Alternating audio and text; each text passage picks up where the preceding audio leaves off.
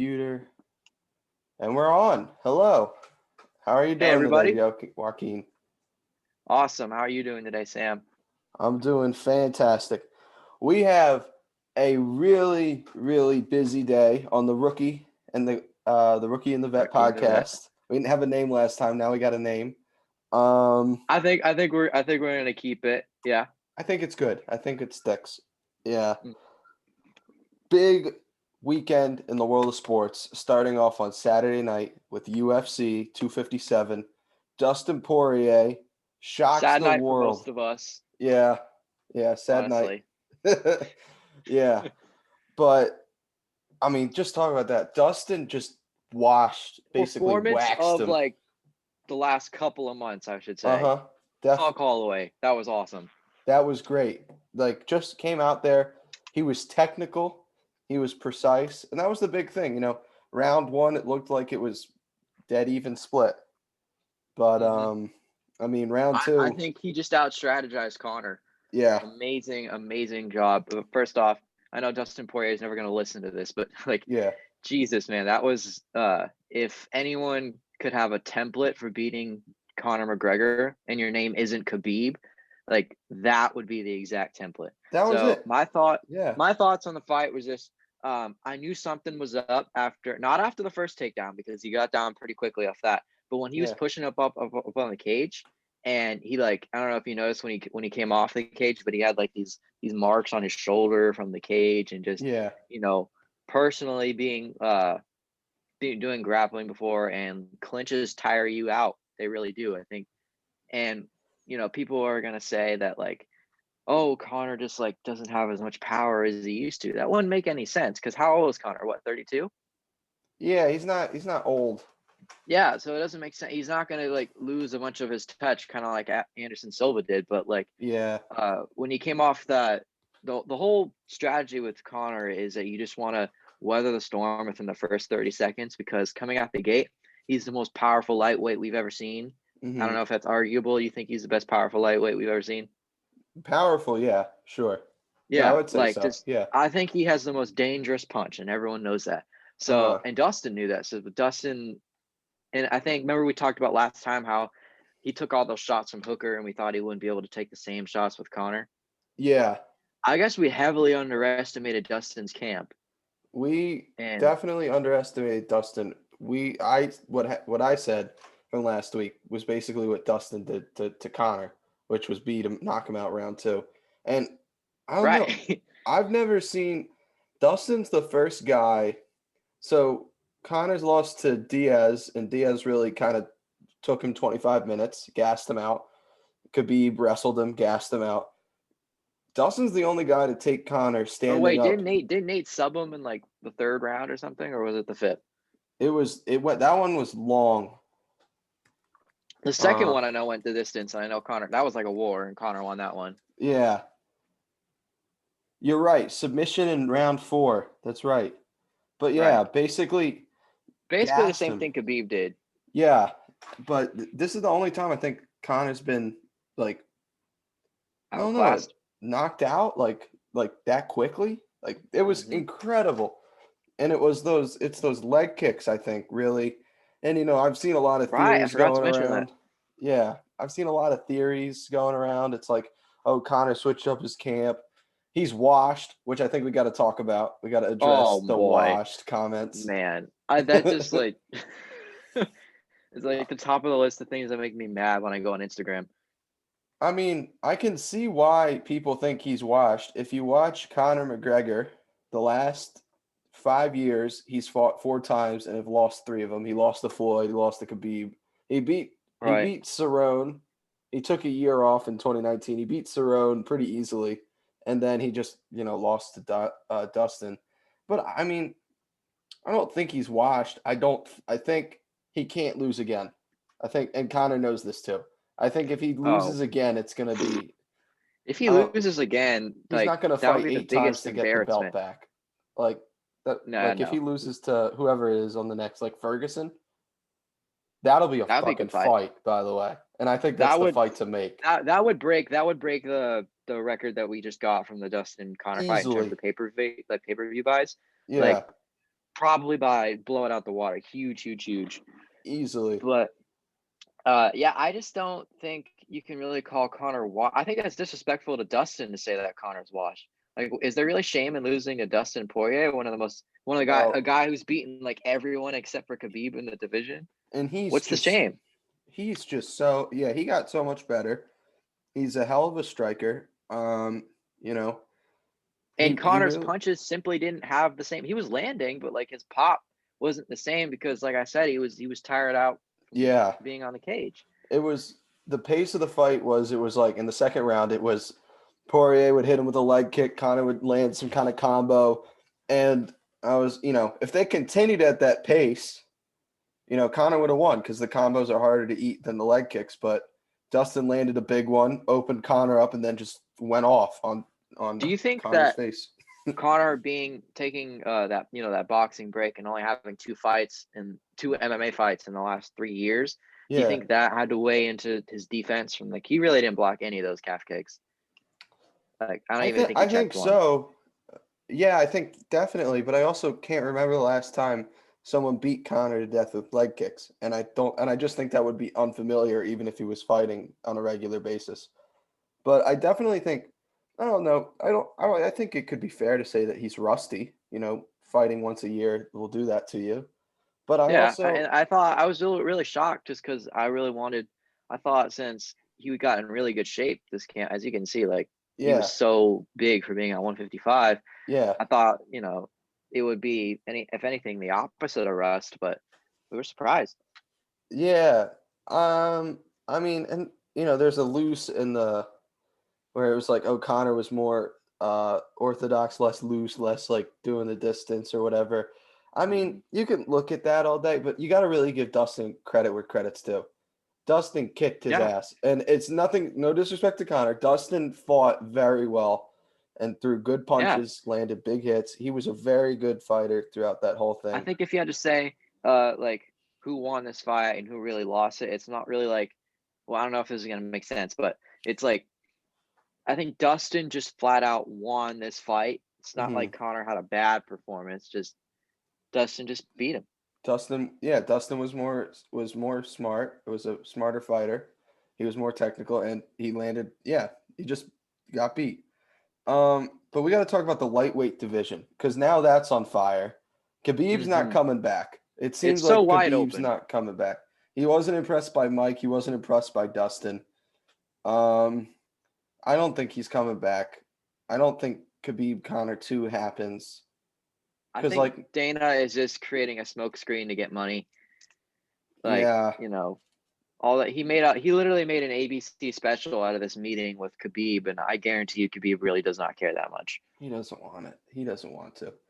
I mean, and Which I can't blame the guy. And it's not like lightweight he's got division is nothing still gonna else be to fun. prove. He beat McGregor Right. already. He- That was so probably draining for him too, to because Connor was under his skin oh for my god, years. that build up, Yeah, man. and he Like lost he a was lot of in money jumping the cage to kick the shit out of Dylan oh, that's right. Dennis. How much did they fine him for that? I forget how much of his purse, but it definitely wasn't. I wouldn't have done it, but that was yeah. Plus, he didn't get the credit that he deserved for winning the fight because more people were talking about the cage jump the next day, Yeah, he did fight if you well in that remember fight. correctly. I do Yeah, remember that. Yeah, like even First Take was talking about it. That's how you know. yeah. Well, they probably talked about what happened on Saturday too, but I think where does this go from here?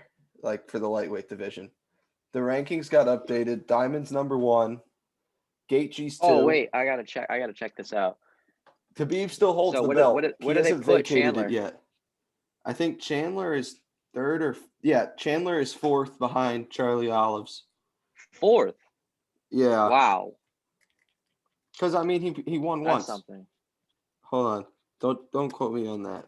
But yeah, we can look at the lightweight rankings here. Yeah, I'm just looking it up real quick on UFC.com. Connor went down to sixth, I think. Yeah, and Connor's almost completely out of the pound for pound rankings. He's at 15 on that. Yeah, that makes sense. Yeah, so Khabib is the belt holder. but he's going to vacate that soon. There's going to be no interim. You got Poirier versus Gaethje, who Dustin beat Gaethje, by the way. That's why he's ahead. Charlie Yeah. Oliveira. Also, I got a good question on that. Sure. Who do you think deserves a title shot more, Gaethje or Oliveira? You got to give Oliveira because Gaethje lost.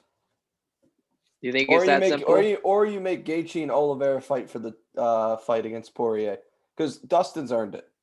Because Dustin gets that. Yeah, I think Dustin at this point, you got to call him the interim champ, the unofficial one, if I had to say, like the Yeah, unquestioned top dog.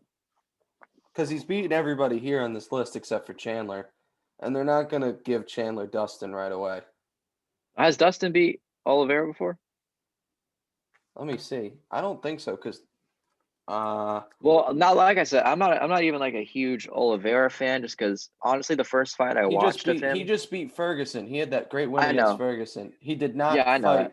to Yeah, well, see, I'm looking at his list right he now. didn't fight Dustin, but people are saying that is the fight to make is Dustin versus Oliveira, Mm, which Dustin would kick Oliveira's ass, by the way. He would win that. yeah, probably. He is I mean, he's yeah, the best person in this division at this point. I think I'd pick Dustin, but I could see Oliveira winning, just because I think Oliveira is better on the ground. Yeah, that's Because true. Oliveira's always got a shot because he's a super athlete. That's true. I He mean, definitely it's a proved big that in the last division. fight. Michael Chandler, though, we have to talk about him. I was Right. skeptical about him. Man, he fucking beat the shit out of Hooker. Boy, was I wrong on that too. Yeah, Yeah, like he can fight. That kid can fight. Um, when man, I Hooker, heard, yeah, what I was he didn't know he was doing, that man? bad. He just didn't He want didn't it. even he pulled a Reyes in that last fight. He just gave up.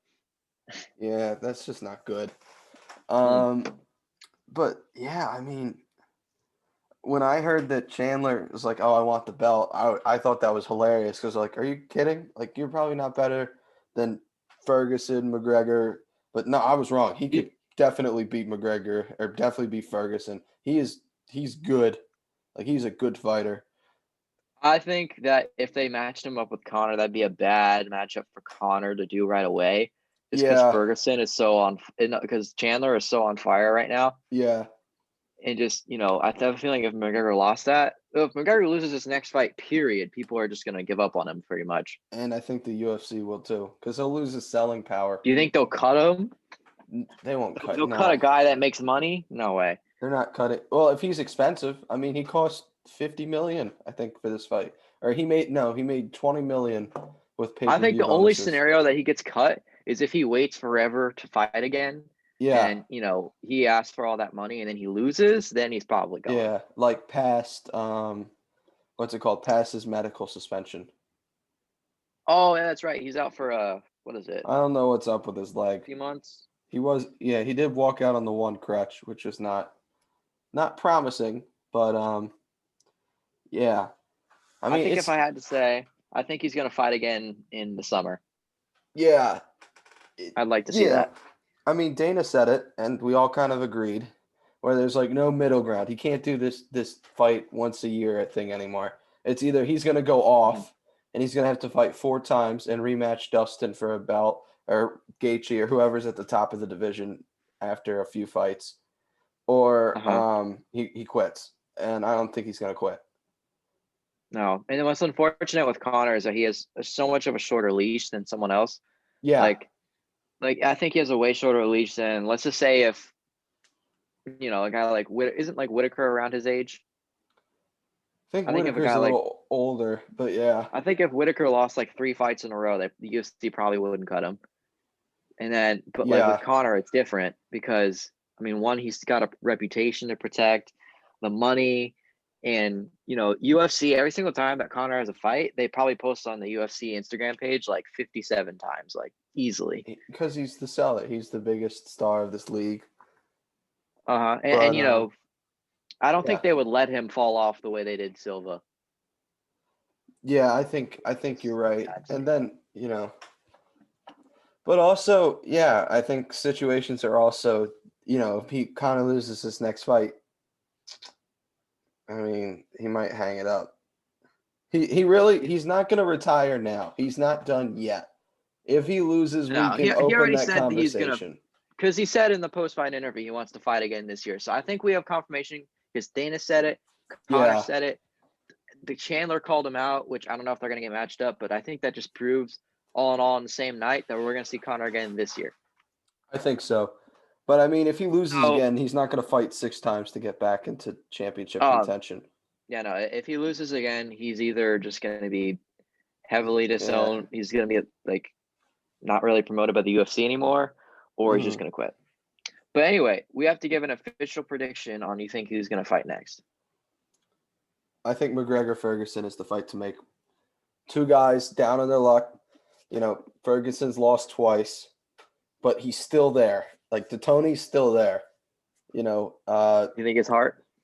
100%. He had his arm broke in that fight against Oliveira, and then Gaethje just kicked the That was shit bad. out of him for 23 minutes, and then like it was called off, but he would have finished it. But I mean, he's still there. His heart's still there. Um, I think he I just would got a love to rough see that batch of fight. guys. Yeah, two guys who are on the rise.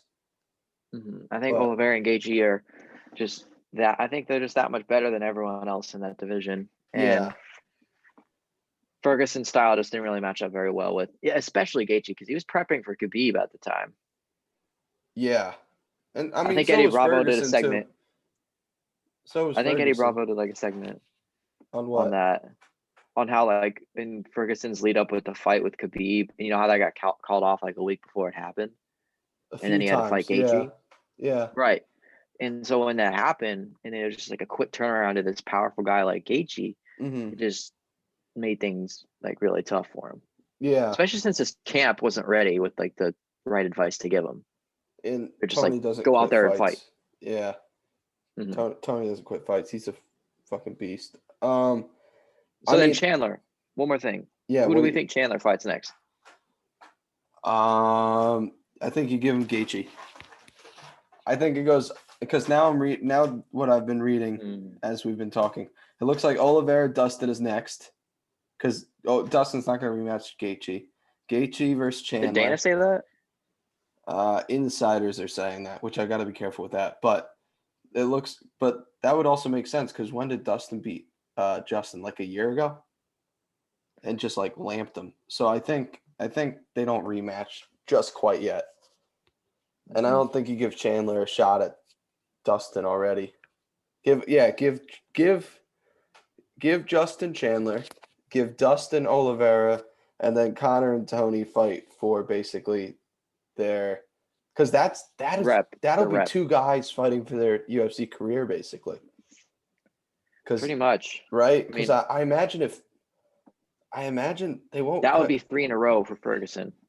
and then you're on when you lose 3 in a row. Even if he could hang around, but you're on the cutting board basically. Like you could And if get you're a cut guy and like lose 3 in a row. Ferguson doesn't want to lose three in a row. No, and Connor Like knows he's what's on the line too. He's got a lot of business, so that would be a hell Mhm. of a fight. Oh, that's right. Connor still got a whiskey business to sell. Yep. If he goes out with like two losses in a row and just retires, like what's up with that? Yeah, I'm with you. But busy day. Let's transition. The next day Thank we you. had championship football. We started off in Lambeau, Rodgers versus Brady, and we both Okay, said hold on, Packers were Sam. going to win. I got an Okay. important text. One sec. All right. I'll keep I'll keep talking, but it was Rodgers versus Brady. We both said Green Bay was going to win, but I had,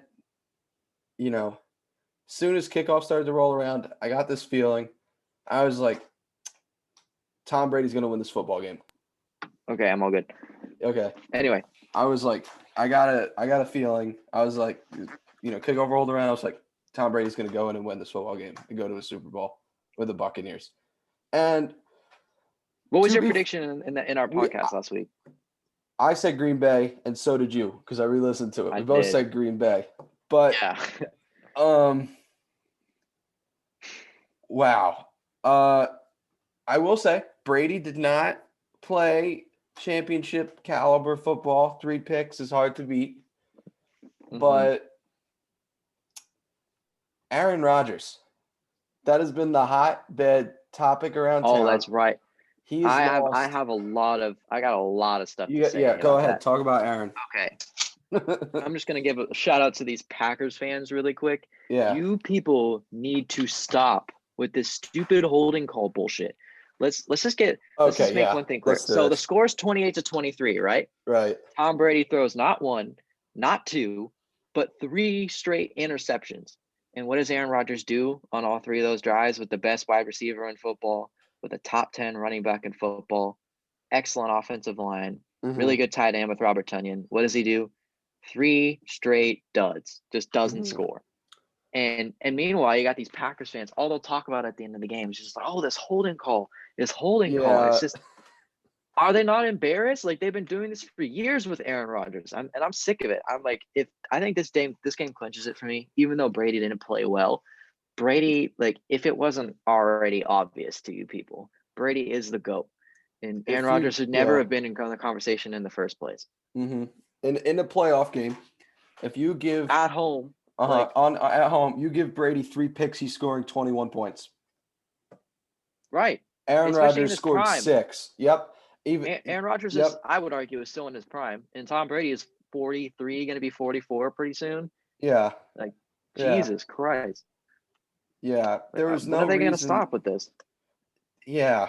Don't blame the refs. That was the most obvious defensive holding call I think I've seen in a while. Like he pulled his jersey 3 yards. Like that was clear as Right. day. Flag came in a little late, but that was a very easy call to see. Like that was holding. But I mean, yeah, you can't get three interceptions in the NFL is such a gift. You cannot you have to get at least 17 points if you want to think And about going to especially the against a Super Bowl. perfectly built team like the Buccaneers. Like you Yep. can talk all you want. You can talk all you want about the Buccaneers still scored 31 points. Like Yep. and an excuse for the Packers for years has been the defense, right? Yep. But today they gave him three opportunities to win, and he just messed it up. So in my Yeah. opinion, this game is on Aaron Rodgers, not anyone else. His Aaron fault. Rodgers, I think coaching, the Green Bay Packers coaching was awful because that Hail Mary at the end of the half shouldn't have happened. Where it was like, Oh yeah. you should have saw when the Buccaneers were gonna go like run one last long pass play. You call a timeout because you had one left, and you send all your secondary back, and you make sure a Hail Mary doesn't happen. Nope, they press him, and that little white guy Miller, just gets right by him, scores a touchdown, and then I'm not sure about the field goal call when you're down 8, Oh, that's right. fourth Yeah. and goal inside the 10, and you have 3 timeouts. So if you don't get it, 3 timeouts and the 2-minute warning. So if you don't get it, you can get the ball back and still score again. I'm not sure about that call. Plus, But it was right before the 2-minute warning, and Tom Brady's a guy who's notorious to be able to run down the clock. mhm. And how is Rojo doing that game? Ronald Jones, wasn't he having a pretty good game so far? He's been pretty quiet in the playoffs, but it's been Fournette Fournette had a pretty good game on Right. the Well, ground. nonetheless, the Bucks know Yeah. how to run the football, so it's not like you're going against a team Yeah. like, you remember in the Falcons in 2016 when they couldn't burn the clock off and they were just passing and they couldn't, Yeah. and Brady kept getting the ball back. Uh, this time it's the absolute opposite. Yeah. So I don't know what LaFleur was thinking with that. Isn't it his second year as a coach? Maybe it's just one of those second year Yeah, mistakes. but I'm also not. I mean, well, that's why Tom Brady's Tom Brady and Aaron Rodgers is Aaron Rodgers. Aaron Rodgers is a fantastic football player, but he's nowhere. He's not the GOAT. The GOAT the GOAT wins that football game, and that's what happened. Tom Brady is on Super Bowl number 10. It's incredible. He already And has what a one stat, year man. in the 10. NFC. He has the third most playoff wins in the NFC of all time. And that's with quarterbacks like Breeze, Rodgers, Joe Oh, that's Montana, right. Yeah. Steve Young. And Aaron Rodgers has 4 NFC championship losses, which is right there with And Donovan two of McNabb. which were largely due to his bad performances. Like the 49ers game last year, that was bad. Yeah. Like really bad. And then the Falcons game, didn't he throw a bunch of picks in that one too? Yeah, he was not. Yeah, and the Seattle game, similar scenario. I think That that was a one was just while ago. lost because of the Bostic thing. Oh, I remember Remember on that. the onside Yeah, kick because he went for it instead of Jordy Nelson. yeah, I remember that. I mean, But nonetheless, 4 losses isn't just bad luck. Like, come on. yeah, that's a you And know, I got one more thing that I want to say yeah. about Go like ahead. Aaron Rod. I know we're kind of beating a dead horse with this guy, Yeah, but one more thing, if it wasn't already obvious to you that he's not the greatest player of all time, the whole thing about people talk about Brady is that like rings is a team stat, right? So yeah. if Aaron Rodgers is so great in the regular season, right, Mm-hmm. and winning is just a team stat, then how come he doesn't win the MVP more often? Right. Like if you Exactly. compare him to a guy named Peyton Manning, right? Yeah. Peyton Manning on the Colts, he carried a team that had, sure, he had Marvin Harrison and Reggie Wayne, but had he ever? I think him and Aaron Rodgers had similar amounts of help in their primes, I would say, and Yeah. yet Peyton Manning has 5 MVPs and Aaron Rodgers is what, 2, probably 3 if he wins this year. Yeah. I mean, good quarterbacks make the talent around them better. That's like Right. Brady made Gronkowski, Randy Moss. Randy Moss had his best season as a pro under Tom Brady. So Well, remember like, he was called washed before he went to Tom yep, Brady. because he had that bad year in Oakland. But yeah, I mean, Tom Brady makes his players better. Even Rodgers, he made Jordy Nelson, Devontae Adams two fantastic players, and Randall Cobb. Randall Cobb too. I mean, he's not doing anything now, but he was, good quarterbacks elevate their players. But I just don't think. Yeah, I mean, Rodgers will make the Hall of Fame, first ballot, all that stuff, but I it'll think not he's a be. top. I think he's a top 5 quarterback, but I would say he's lower on that top 5 than he is higher. Yeah, he's not Tom Brady, and Or Tom Peyton Brady's got Manning. to be undisputed goat right now. Like, I don't Yeah, know. no We debate. won't talk about too much about the Super Bowl because that'll be next week's episode. But Hmm. the Oh, I fact got that one he's more thing been to about Brady. 10. Yeah, go ahead. In 2017, he won the MVP when his receiver corps was Julian Edelman, Chris Hogan, Yeah, Danny Amendola, and then a Gronk who played like half the year. yeah, So let's just keep that in mind. I mean, Carson Wentz would have won if he was yeah, healthy, but yeah. I mean, Brady still had the second best quarterback year Yep, in that season. that's true. And I mean, and people are like, "Oh, New England's coaching." I mean, look at where New England is. Oh They yeah, the missed the system. All playoffs. right, right. Hold on, System. like the whole almighty system went Yep, 7-9 this year. yep. And I mean, but that being said, Bill Belichick's a great head coach. But I think the Brady Belichick question is so stupid because, like, I've hated that question. Like it's always been I mean, both of look at them. it. Look at it. I mean, you could make a It's case for always both. been Belichick elevated the talent on the defense and Brady elevated the talent on the offense. Yep. Right? Yeah. It's It's just what really it's always Brady been. versus Josh McDaniels. And it's very clear that Brady is better than Josh McDaniels at doing the offense. Well, I mean, he's had that. I didn't even know that was a question because they've had Bill O'Brien there before, so it's not like That's they've. true. That's true. Uh, Now the AFC side of it, Patrick Mahomes, the Kansas City Chiefs, I should say, not just Mahomes. They're just, 38-21, absolute yeah, ass just a whooping. spanking. And they were down 9-0 to start. But I've got this kind of feeling, and this is me. I hate the body language people on Twitter, Instagram that are like, oh, they read Oh God, the Clippers suck because they have bad body language, or all those people that are like that. But poor Hero's Allen, gonna lose because of his yeah, body language. yeah, and Josh Allen though, he looked kind of like a deer in headlights. He was throwing the ball a little too hard. He was missing easy throws that he used to miss when he was like a rookie in 2019. Hmm. But this I'm gonna be year he honest didn't with miss you. him. I didn't really You didn't watch the watch it? whole game. No, I didn't watch the whole game, but Yeah. I can still have some thoughts on like just the Chiefs and stuff overall. Um, I think that this clinched for NFL fans because there was a lot of people who were doubting the Chiefs going into Yeah. this year Which for is some so reason, stupid. even though Yeah. they went 14-2. But all Yeah. the Twitter police are just like, you only beat the Falcons by 7. And like, it's the same people who talk about college football and they're just like, oh, Ohio State sucks because they only beat Purdue by 3. And just, Yeah. it doesn't matter. A win is a Yeah. win. Like the Exactly. Chiefs, if the Chiefs really wanted to, they could probably beat the Falcons like 62-10 tomorrow. That's but the they real just don't. sign of a great team. The fact that you can Yeah, modulate how hard you play. Like going 40%, you beat a team in the NFL. But when they're at 100, they beat the Buffalo Bills. And really going into this playoff season, the Bills were like the cool, hip team to win the Super Bowl, and they looked like it yeah, because they were steamrolling teams heading into the playoffs. And they, right. They hadn't lost since like early November, so yeah, they beat the they had all the Ravens momentum. pretty handily. They beat them pretty well, like on all sides of the ball, and they beat the Colts barely, but a win is a win, right? And then the Right. Chiefs Well, they should have win. barely, They should. It should have been better because they had that fumble, and then that yeah. call went opposite, so it shouldn't have been that close. So And there's that. I mean, this is also a mark of a great team was McCole Hardman, how they just changed it around like that. And the Patriots used to do Oh, he this had for that long years. touchdown. Yeah, so it was McCole Hardman muffed a punt that gave Buffalo a touchdown, and they were down 9-0. And Mahomes went Hmm. over to Hardman. There's a video of it on the bench, and was like, "All right, let's go." Next drive, Hardman scores a screen pass touchdown, and then the drive after that, they give him an end around that he takes 60 yards to the red zone, and you're like, "Holy shit!"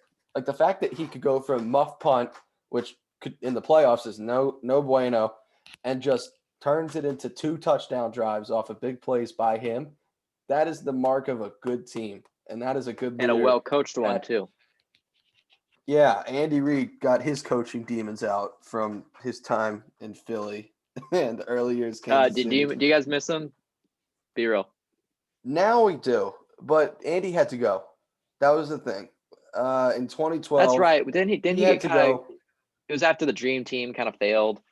Yeah, which again was not his fault. The thing is, he was trying to do what he does in Kansas City with the 2010, 2011 Eagles, where he had Macklin, Deshaun Jackson, who were fast as shit, LaShawn Yeah, McCoy, who's very good, like almost who was like Kareem Hunt or elite ball Clyde. carrier vision. Yeah, better, probably a better Yeah, running. Prime Shady's probably better than yeah. Kareem No, and he's better than Clyde Kareem are, Hunt.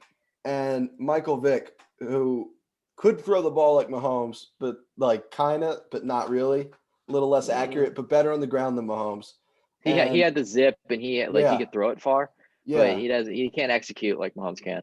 And it was the same playbook, but the thing was, the shit didn't work because we didn't have the O line personnel to run it like the Chiefs have, and we also had, you know, we weren't working well as a team. He had some family issues, like his son got arrested and died ultimately from an overdose, which is awful. And I don't know. It was him time for him to go. We brought in Chip Kelly, which worked out 2 years and then didn't. And then yeah, Boy, did he fall off. yeah, he sucks. Did he get fired from UCLA? I don't even know. Last I heard, he was at Oregon, or he was He, interviewing for Oregon. I remember Chip got a job with the Niners right after us and got fired because Oh, he went 2-14. He's currently the coach of the UCLA Bruins, and well, UCLA is no good either. as the UCLA head coach, after 3 years, they are 10-21. That is atrocious for college football. He went 3-9, 4-8, and 3-4. Especially for UCLA, like come on, they not like they get I all the top recruits, but they get some. I imagine the alumni people aren't happy. Well, Yeah. everybody does what he does now. Chip does like college football is just all like fast paced and shit. That's all Chip did was he just ran a Mhm. spread offense fast. And then But and then didn't he have that weird character thing, like how everyone said he was racist, and then the Riley yeah, Cooper, and it was just like a mess. yeah, the If you racism want to thing. tell the story on that, I'd love to hear the full story. I've never heard it before. Oh, the Riley All I've Cooper seen is thing or the Chip racism? I mean, they kind of go together. both because they go hand in hand. Literally, all Yeah, I've seen is a bunch of headlines that said Chip Kelly racist, Riley Cooper racist, and that's yeah. all I know. So Riley Cooper, this is 2013, Chip's first year as head coach. Riley Cooper, who was a white Eagles wide receiver, was at a Kenny Chesney concert in Philly, and there was a leak cell phone video of him came out, and he's like, if I don't get on this stage, I'm gonna beat up every hard R N word on Oh this my god! in this joint or something like that. And but bottom line, he said the N word, and the Eagles at the time were a very Was he on African a American stage? team. He was backstage and he wanted to get onto the stage to meet Kenny Chesney because he was like an Eagles, and he ended up getting on the stage.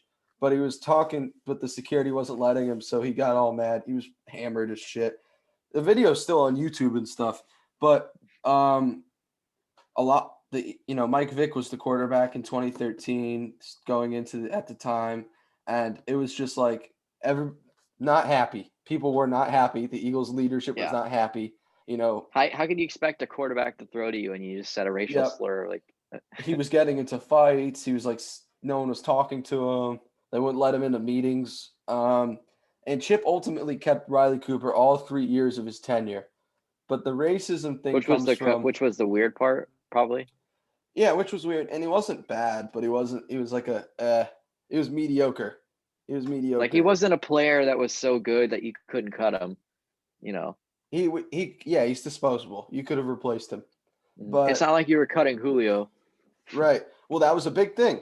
So 2015, Chip was GM for a year because we basically hid Howie and let Chip run the team for a year. So Chip gets rid of Michael Vick, Macklin, Deshaun Jackson, LaShawn McCoy, all African Americans. And so LaShawn McCoy is like, well, maybe Chip's a little racist, you know. And in 2015, because the he didn't Eagles, want his offense ran by black people. yeah, see, that's where the racism thing was because he kept Riley Cooper but cut all the black players. So everyone was like, all the good black players who were all better than Riley Cooper. So that's where Right. they were like, that's a little suspicious. Now, do I think Chip Kelly's a racist? I have no idea. Do I think that's grounds to say he is a racist? I Probably mean, not. not a lot. I mean, again, what do I know? But would I doubt it if he said something racist? Probably not. I wouldn't be No. surprised. Yeah. He doesn't. Yeah, that wouldn't be him. Well, that's a But fun little story. dude, and now it's like it's happening all over again with the fucking Doug and the Carson drama. Well, The at least Eagles it's have not so much racism drama. this time. Well, we had that this summer with Deshaun. With Deshaun?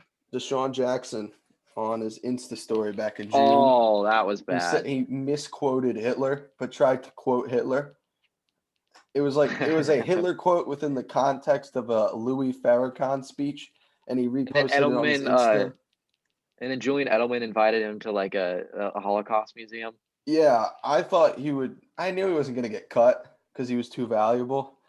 I don't know if he should have been Is he really cut. that valuable? Not anymore, Like, but he was at the time. He was our yeah. starting wide receiver. But I don't know. He's not on the team next year. The Eagles are rebuilding. Well, the Eagles is a whole other topic for another day because That's 100%. That will not be because the there's a last huge Eagles elephant talk. in the room. There's a huge elephant in the room with Wentz, but we won't talk about Yeah, that for now. that's an off-season conversation.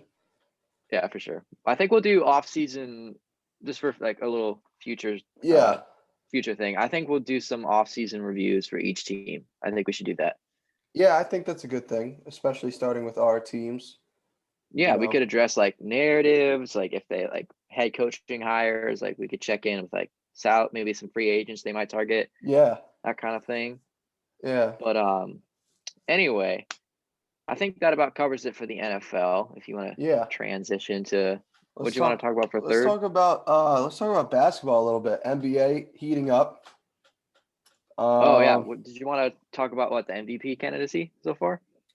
Yeah, we could talk about who's hot, who's not. We could talk about how Brooklyn's going. James Harden's been in Brooklyn for 2 weeks. It's not great. Right. Did we talk about our thoughts on the Harden trade last week? No, we didn't. We didn't get the basketball. We were pressed for time, but now we got the time, so we can talk a little bit about James Harden. All right, so I'm gonna pull up because I don't remember exactly who was traded, but it was a blockbuster. It was a lot of people. So Karis LeVert beat cancer. Trade. He was a trade piece. He beat cancer. It's cancer free. Big clap up for him. That's good. Got a lot of respect. I think Karis LeVert. I always loved him out of college. I thought he had a lot of potential. Yeah, and now he's running it out. I don't know if he's going to be a star, but maybe he will. Who knows? Indiana's got good coaching. So anyway, here is the particulars of the trade. The Nets received James Harden and who cares, second round pick. Nets got Jarrett Allen, Taron Prince, rights to like some European dude, and then the Cavs. Oh no, this was what the Cavs got. Actually, was Jarrett Allen and Taron Prince, and then Karis LeVert. 3 first-round picks and 4 first-round pick swaps all went to the Rockets, Wait, and then 4 swaps and 3 picks? yeah. That's So okay. there, That's this is bad. the So 3 that's first-round 7. picks.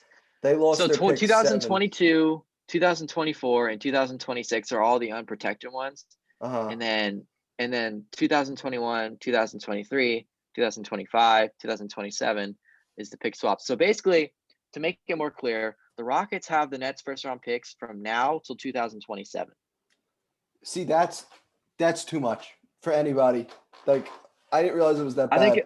that's like a LeBron haul, man, 2027, not a James Harden haul. and none of this matters if they don't win a championship with how the Lakers are Championship looking. or bust, for Right. sure. You know, I'm pretty sure they make it out of the East. I'll being unbiased. Maybe the Well, Sixers or the Celtics they give them better. a run for their money, I mean, but come on, you're playing the Bucks, the Celtics, the Sixers. No disrespect to the Sixers, but I no. think all three of us would never win a title, especially against the Lakers. I think the Celtics would get swept by the Lakers, and I I think the think we'd win Sixers a would game. probably lose in We'd 5 or 6. Yeah, we'd steal a game, with Uh, how the Lakers are. But I mean, with the again, Bucks coaching in the playoffs, I don't think I think they might have get swept if they played the Lakers. I So mean, it's yeah, pretty clear that the Nets have more talent than everybody else in the East. right. But I don't think they beat the Lakers or even the Clippers with the way Paul George has been playing. Because I think it's like the Lakers are, you don't beat them. Because if LeBron and AD are on, you're not winning. The only chance you beat them is if But the both of difference them is now is have an that this off team is night. way deeper than it The was last year. Lakers? Yeah, they Yeah. got I mean, Gasol, they got Dennis Schroeder, who in yeah. my opinion I think is the third best player on the team now, and they just kept a lot of the great shooters from last year. I think Caruso is actually, even though he's a meme, Caruso is stepping up. Okay, He, he's playing good he's so basketball. he's so fucking funny because he's not bad. It's just he's a I balding know. white guy that's 6'1", but he has bounce. Like he could jump for a white guy. Man, he's got bounce. I mean, and I'm not normally a. This is racist, but I'm not a very big advocate for white basketball players. But I mean, I Hey, hate. we're white though. We Yeah, can hate on white I basketball hate. players. I hate the Tyler Harrow hype more than Oh anything. I God. hate it. I hate it more than anything. I Dude, love. I swear to God, Heat fans be like, we can't give Hero up for Harden. It'll mess up the team chemistry. Yeah, and They just say shit like that. I love Duncan Robinson though. He's so funny because he's got to be the whitest player in the league, but he's just such a funny looking. Probably. Anyway, Duncan Robinson's like a great value Clay. yeah, I think really this might be me being jaded, but like the fact that you know the Sixers could have a chance against the Nets, and we disagreed with this, but the reason why they I've let could it. is I should because say to you. they don't have a center. DeAndre Jordan is not a starting quality center anymore. He used to Yeah, be. true. Embiid's got him beat. At least Embiid's got him beat. And the Sixers, for some reason, are insanely deep, and the Nets are not. So like that's why I'm kind of like, granted, if Kyrie, Harden, and Durant all play at their strengths, there's no way we're gonna beat them. Because I mean, if you put Simmons on Durant, you contain Durant. You don't, you still have You don't Harden and contain. You can't really contain Durant. no. I mean, and that's Okay, so I should say I forgot to give you an update on this. yeah. Now that I've let it sit and let it age for 2 weeks, and I've seen them play a little bit, I'm kind of on the fence about it. I don't really feel as strongly as I did, just because I was They confident don't that look Kerr that was. good in I thought practice. Kerr was going to be a little bit more creative with the lineups. Yeah, Like that also is basically, gonna hurt. Steve Nash being not coaching, and I when said and Kerr. I said Kerr. I meant no, it's Nash. all good. But Steve Kerr was a good head coach. Steve Kerr coached Yeah, defensively very well and offensively. But like Steve Nash doesn't coach. And that's gonna hurt because when you got Brad Stevens and Doc Rivers in the playoffs, like that's not. I'm assuming the Celtics play the Nets. I'm assuming the Nets get the 1 or the 2, and the Celtics get like the 3 or the 4 because I see the Celtics playing them second round, just with how things Mhm. are going to shake out currently. I mean, Well, because I the mean, Brad Sixers could Stevens will get the always 1. get us. I think Brad Stevens is always gonna. I don't think we're ever gonna get swept as long as we're with the Never, Celtics because of never. Stevens. Yeah, Um, but you but guys are yeah, very that definitely. similar with. I mean, you guys don't have a big man. Like that's a big thing. Well, That's why. hey, That's why Sixers Kevin Love is on the buyout market. Okay, is he? so list. Yes, the Cavs are probably. Or they said they're going to buy him out soon, but that it's not clear what team he's going to go to. It I says mean, every single top contender is going to want him pretty much. So it's either us or the Nets. If he chooses us, I'll be very happy. But I mean, who wouldn't choose the Nets right now? So I mean, I want to say it's with the Nets. Or when it would was, Kevin Love would suffice as a good defender for them? I haven't been yeah. keeping up with Kevin Love since LeBron was there, to be No, I don't. honest. I So don't if he's think. I think he's completely kind of fallen off, old. Yeah, I could be like completely wrong about this, but I think yeah. he's still pretty good, right? I think so. I think he's pretty good. He's The definitely starting quality for sure. Yeah, he'd start on the Celtics. Gordon Hayward looks okay. He looks Oh, better. that's He looks like the Hornets. Utah Jazz guy you guys wanted to sign. Oh, he's not playing that good, is he? Hold on. He had He's a few averaging big what? he had a few big games. He looked better than he ever did in Boston when I've seen him. But I mean Oh, geez, he's averaging 24 and 5 a game this year. God damn it, in man. fairness, the first Celtics game he snapped his leg like a Dude, you don't twig. know how hype I was just to have Gordon Hayward on this team. Like in 2017, ever since when the Jazz got eliminated from the playoffs that year, like the Hayward talk started right from May. Like just everyone was just talking about Hayward to the Celtics, Hayward to the Celtics, Hayward to the Celtics. And at the time, we had all this capital, like all this draft capital, all this money, and all this cap space, and like all these young players. And everyone was like, Danny Ainge, like fucking do something. And then when he did, like everyone was just so happy about it. And then the first minute of his time in the Celtics just snapped. It was just it was horrible. Yeah. I mean, I can't say I'm salty, I guess. I mean, we got a trade exception, I guess. So there's Yeah. that. um Not exactly a good return. I also don't think the Nets learned the lesson. I didn't realize they lost 7 years worth of first round picks. Because And that oh that's yeah, worse than the Garnett. Well, I mean, because they had lost 4 in that one. yeah, It was 4 in a row. Brooklyn just bought themselves a 3-year championship window.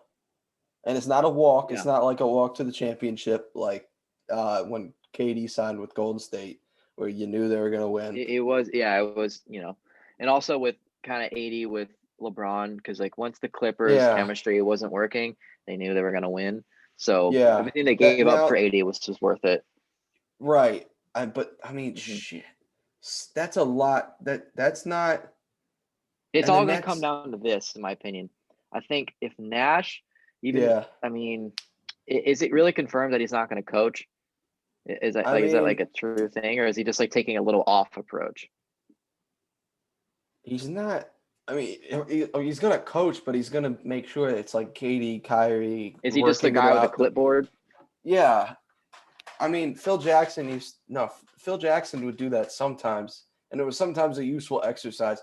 But they're ISO, Not all the time. they're Yeah. ISO. All three of them are ISO scorers. So if you're telling them to coach themselves, that's not going to be good down the Well, stretch. Katie arguably isn't, because he worked in Golden State pretty well. Yeah, I So mean, he can be off ball. But I think if the only way it would work is Harden, if Kyrie it's are just, very on ball though. That's the issue. They're yeah, very the yeah, big two that's my biggest point. ball hogs in the. And they're very good. And, Don't get me wrong. They're extremely good.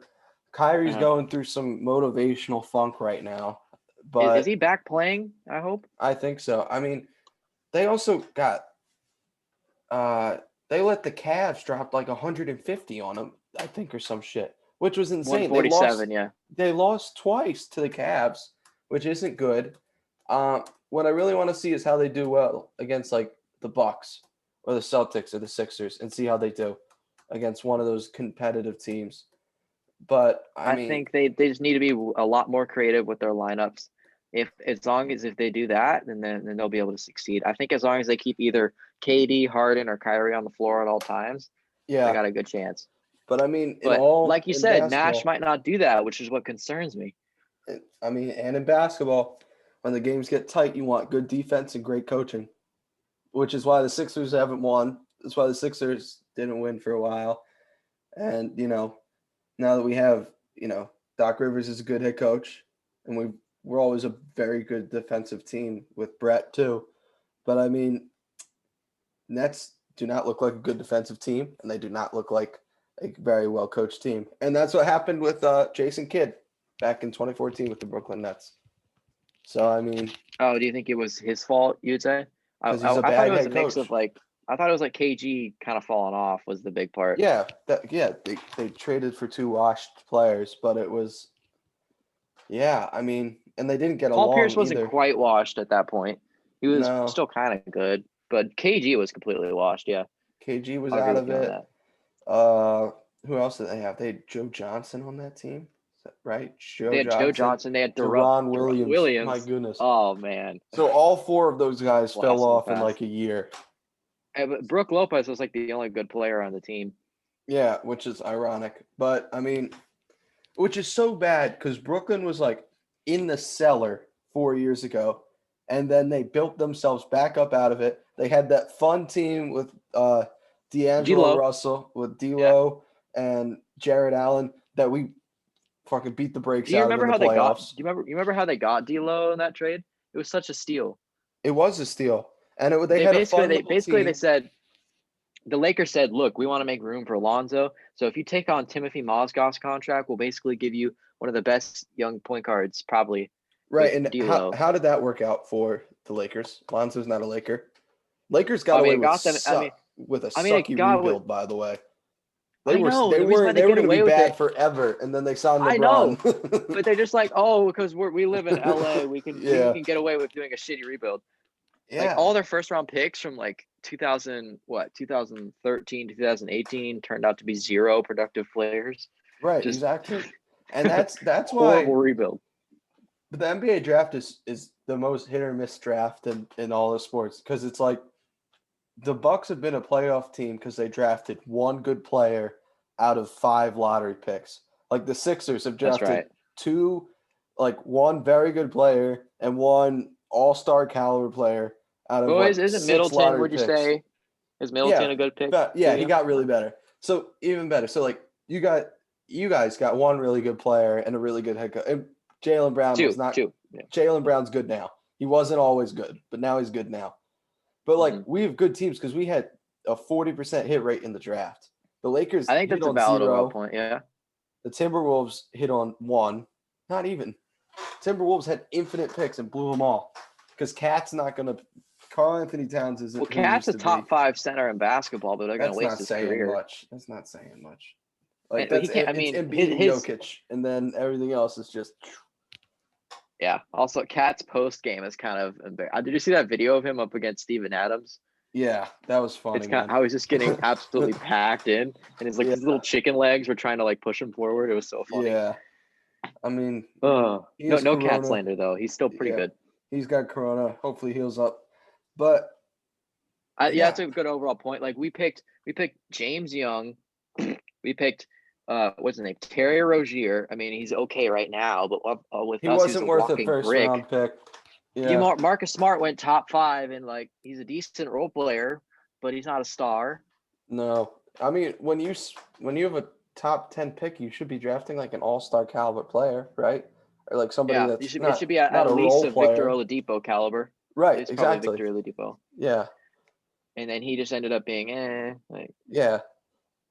I Also, mean, he's annoying. yeah. I'm sure you don't like him. A lot of people don't I like don't him. like a lot of the Celtics. I mean, I don't like Jason Tatum, but I know he's good. I just don't like him because he's been good. And the thing I hate the most, and this is an old debate, but it's you should have drafted Jason Tatum over Markelle Fultz, and you're like, well, no shit, You guys get a but lot of shit for that. at 100%. But the thing is, nobody knows we weren't gonna draft Jason Tatum regardless, and you guys were not gonna draft Fultz, if I remember correctly. You guys Right. were I'm looking to like, if shop you the were in pick our because position, right, because you guys had it was either IT Fultz in or Lonzo, 2017. right? Yeah, it was. And the thing was about that draft, we're going back on this, but you guys had the number 1 pick, but you guys also had Isaiah Thomas, who was like, I think he was an all-star that year, if I remember. He had 28 points per game. Right. And at the time, everyone was kind of drinking the Kool-Aid because he won us like 50 games. Right. And he went to the Eastern Conference Finals. Good year. Right. Yeah. And Markelle wasn't going to play 2 guard, but Markelle was by far the best draft player in 2017. So you guys were going to shop the pick because I don't know if you would have drafted At the Tatum one time, overall. even Josh Jackson was ranked over Jason Tatum. Right. So you guys got a good steal on Tatum for sure. But I mean, I don't hate the Markelle Fultz trade because if Markelle Fultz worked out, we'd be a much better team. I mean, it shook out okay. It worked out. Yeah. But we'd be so good if Markelle Fultz was – he had no weaknesses Ben on would the play scouting report. Ben would be a point forward like LeBron. And like Giannis? Less like Giannis, more like how LeBron did More like in LeBron, Miami. Yeah. Minus the shooting. Yeah, I mean, I hate that because Ben's a very good player. We don't got to talk about Ben. I hate the shooting of Ben. I love Ben. I hate Ben's shooting ability.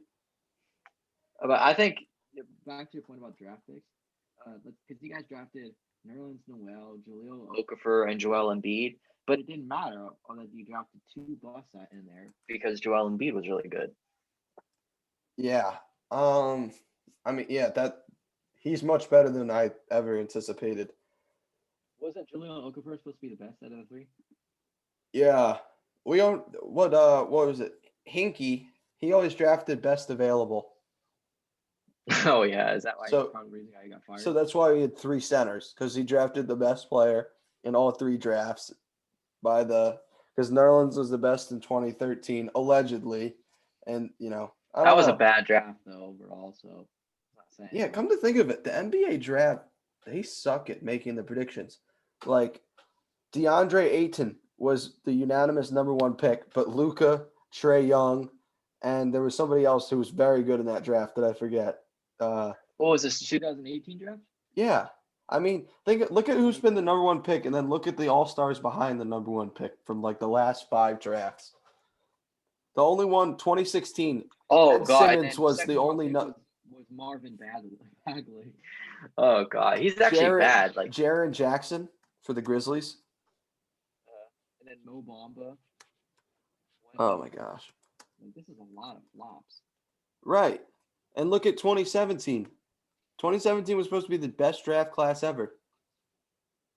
That's right. Everyone in that class that like went top 5 had a lot of hype behind them, especially Alonzo Ball and Markelle Fultz. Yeah. So 2016 is the first draft that I can see in a while where Ben Simmons was probably the best player in this draft class. He's better than Ingram and he's better than Jaylen Brown at the moment. Wait, who are we talking about, Ben? Yeah, I'd say so. Because Jaylen Brown hasn't made an all-star game yet or an all-NBA team. I call out my own fan base a bit for being kind of stupid. Like, yeah, man, please do. It pisses me off. What are you guys talking about saying Jaylen Brown is like better than Ben Simmons right now? Like, just stop. You're just taking advantage of Ben Simmons having like a cold streak. Like, we all know Jaylen Brown's better. Yeah, I think Jaylen Brown's been overhyped. He's played fantastic this year, but he's been overhyped in the Celtics I'm glad base. that he's playing up to his contract. I thought he was going to be way paid, but he stepped his game up. So yeah, I'm good on Simmons. Ben Simmons has like pretty much a perfect game other than his jump shot. Yeah, and that's why he's not changing, and that's also why I haven't been 100% on board when people are like Simmons for Harden. I'm like, we could, because Simmons is very cheap right now. We don't even have him on a max. Like for what we're getting on Simmons, we have an extension on board. Yeah, he hasn't. Yeah, he's not on. What's it called? He's not on an all-star level contract. However, we're giving Tobias Harris too much money to play how he plays. I don't like that. That was an Elton Brand thing. That was just bad. And we got out of that Horford deal, which that's when I knew more it was legit because he sold Al. I don't even know where Al Horford's at right now. But the fact that he got out of that deal, where is he? Thunder? Oh, they're fucking awful. Yeah, I mean, awful. Everyone. They made the 6th seed last year, and they're like, "Damn it, we didn't mean to do that." And they just like got rid of everyone. I don't even know what's up with that. They traded Chris Paul. He's not bad. I don't know, but isn't? I was so surprised when they're like, "Oh, the Thunder traded Chris Paul to the Suns." I was like, "Why? What did he do wrong? He was fantastic that whole year. want too much. Yeah. I don't know. But they also fleeced Houston. By the way, you want to talk about a city, a sports city? A sports city that's down bad? Houston. In 1 year, they went from the Astros being like a perennial contender for the World Series to selling signs. Literally an embarrassment to baseball. Right. I mean, 2019, they had the Texans, who were like a very AFC South Division champs, the Rockets, who had Russ and Harden that could have worked out, that were also, they were very good in the playoffs, and the Astros, who were a very good team. Now, the Astros suck because of the sign stealing. Or they don't suck, but they're not, that's not a good thing to have on your name. Yeah. The Rockets suck because now Russ and Harden aren't there. And, well, at least they got the picks back from the Russ deal. And now, Deshaun Watson's not staying, and J.J. Watt's not staying, and they lost. Even if DeAndre Deshaun Watson does stay, like he's not. Guess who's picking? Guess who's picking for them this year in the draft? The Dolphins. Right. Like he's come on, man. He's not staying. It all went downhill when the Texans were up 24-0 in that AFC divisional round. That was wild. Astros allegations come out. Yeah. Westbrook and James Harden kind of have their beef. That all happened in 2020, like just downhill, man. Like they went from being very good to very bad in a year. That's right, because last year's in 2019 World Series, they lost in Game 7, which is nothing to frown at, by the way. It's very hard to do in baseball. So and they should have won, probably, arguably. People they were the best team that year. Yeah, I mean that's wild.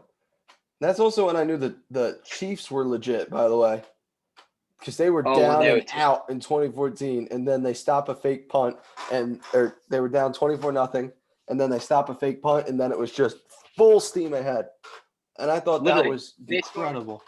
Like an amazing stat. Apparently, they had scored something like 45 unanswered points. Just like I remember, they scored 28 in a quarter.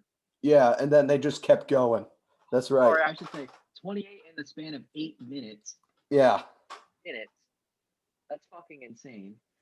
And then just full steam ahead. Comeback compressed in one quarter. Yeah. That was wild. So, we're gonna kind of end on sorry for the disorganized note, but yeah, general NBA stuff. Yeah, conversation is good though for a podcast. We recently lost a figure in the sports world, Hank Aaron, one of the greatest baseball players, maybe the greatest. One of my favorite players. Everyone out there, one of my favorite. You said you had something to show us. Guys that made me fall in love with baseball, and I do have something to show you. So I'll tell you the story about this when I go and get it from my wall. Okay. 1 sec.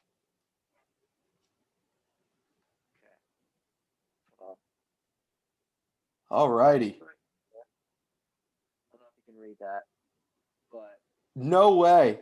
Wait, is that the 715th home run Hank Aaron ball? No, it's not but it's one of like it's. I thought you just showed me like $12 million. I was like, what the?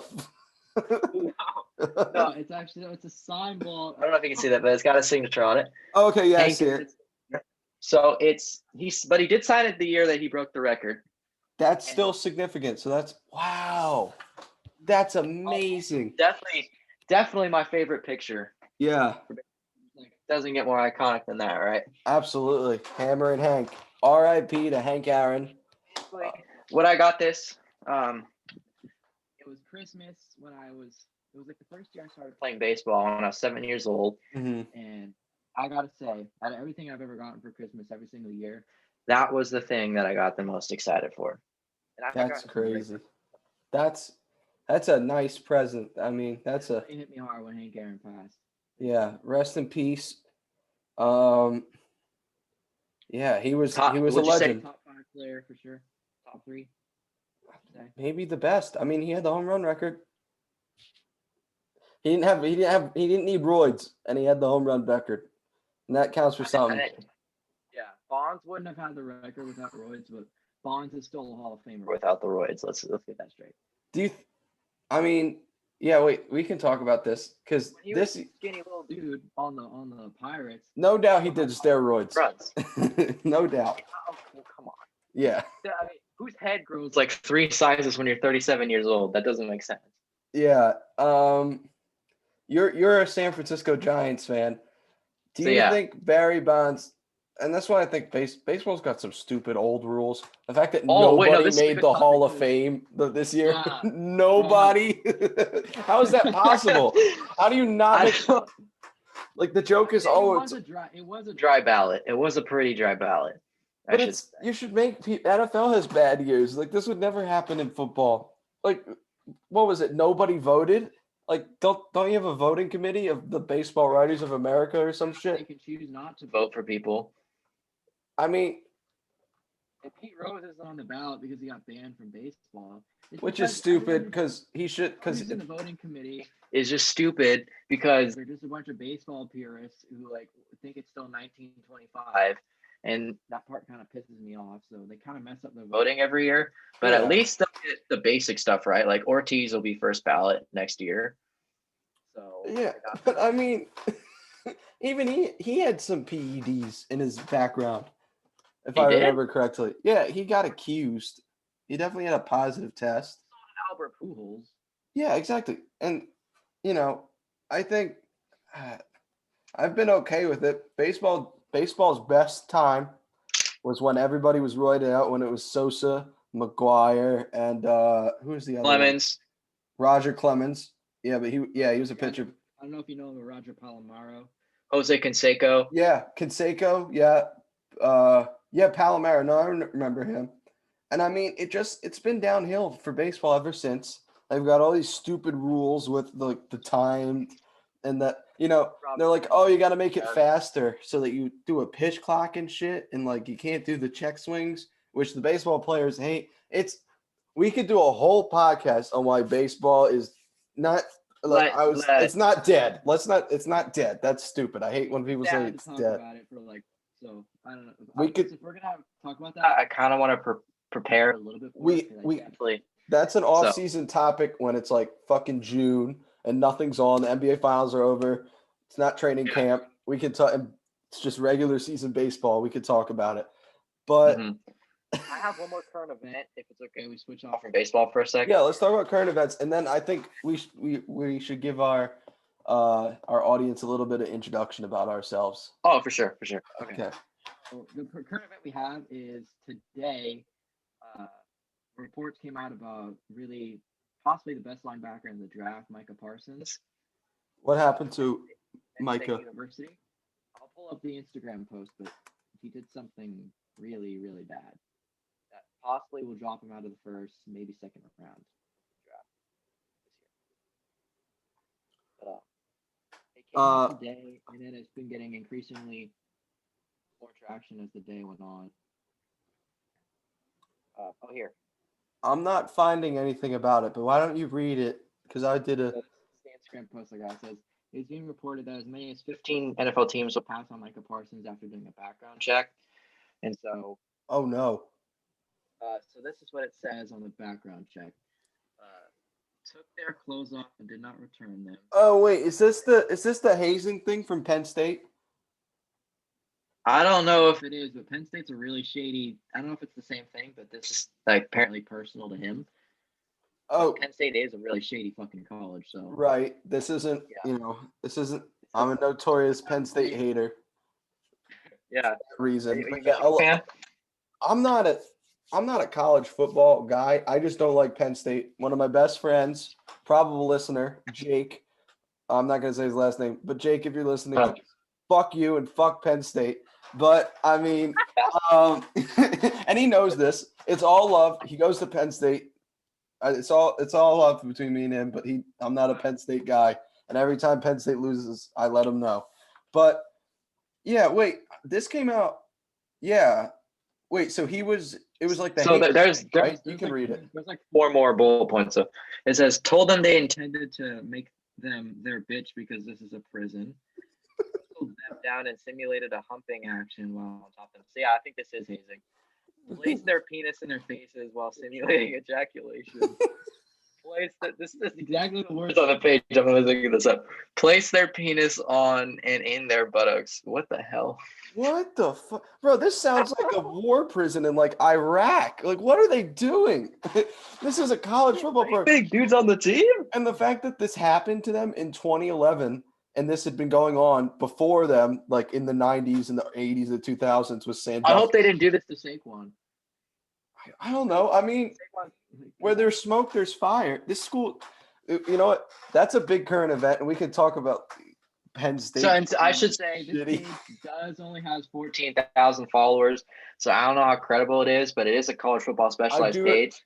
I do remember a long. I'm seeing like more and more posts about this as the day goes on, so this isn't just one page. I do think I do remember hearing about this, that there was a Penn State football hazing scandal, and this was kind of it.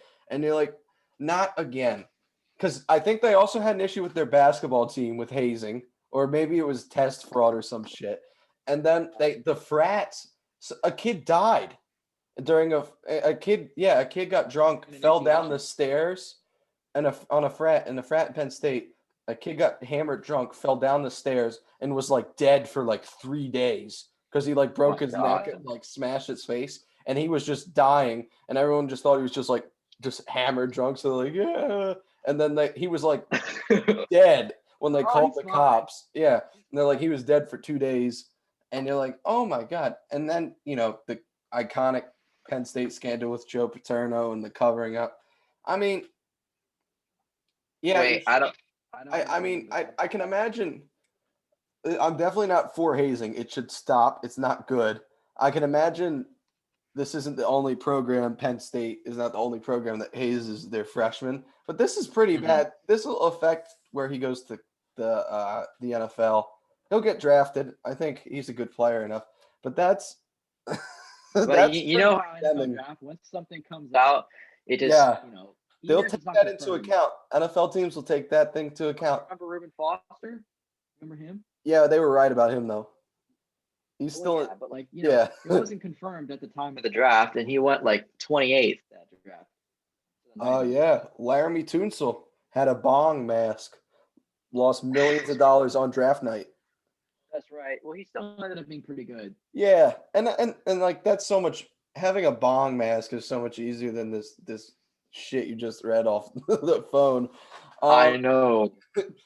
I mean, there's a video. I don't know if all of it's true. It's probably mostly his teammates. Yeah. But like, listen, they wouldn't just come out with this out of nowhere. No. So and the NFL teams, everybody who had interest in Micah Parsons, definitely picked up that Instagram post. They're very, it was receptive like that. Yeah, Marcus Mariota. This is an old story, but Marcus Mariota got a speeding ticket, and this is a good thing.